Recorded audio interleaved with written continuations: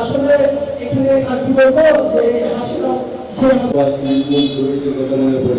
এরা আমাদের আজকে এই জুলাই উত্তর দিয়ে তোমার ঠিক মূল্য কথা বলে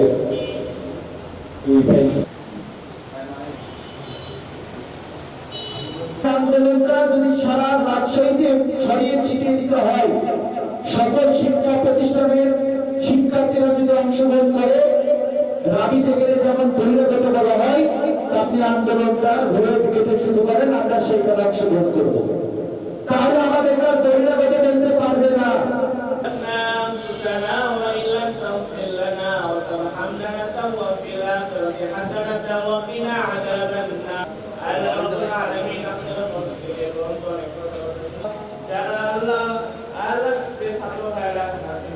আল্লাহ মুখ আরো যারা শুনেছে মাওলা আল্লাহ সকলকে আপনি মাফ করে দেন।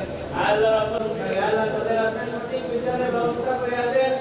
আল্লাহ আলামিন।